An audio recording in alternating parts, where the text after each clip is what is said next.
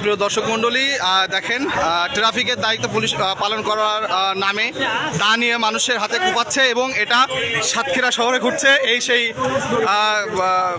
বদমায়েশ যে ছাত্রদের আন্দোলনকে প্রশ্নবিদ্ধ করার চেষ্টা করছে এবং পাশাপাশি সাতক্ষীরা শহরে আজকে হিন্দুদের একটি সমাবেশ হচ্ছে এবং সে বেছে বেছে কিন্তু হিন্দুদেরকে আঘাত করছে। এই সেই বদমায়েশ, দেখেন একে সাতক্ষীরা শহরের পুরাতন সাতক্ষীরার মানুষ তাকে ধরে এখন কিন্তু তারা সেনাবাহিনীর হাতে সোপর্দ করবে।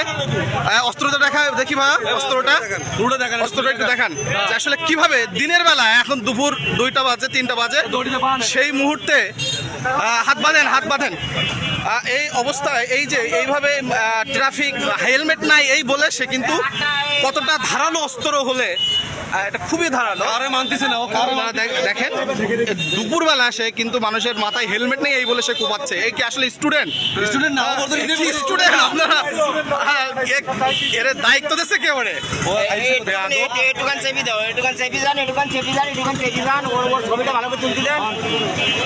সবাই ছড়াই দেন কিভাবে স্বাধীনতাকে নস্যাৎ করার চেষ্টা করছে। ক্লিয়ার ভাবে তুলতে দেন ক্লিয়ার ভাবে তুলতে দেন। আর সাথে সবাই যাও, সাথে যাও।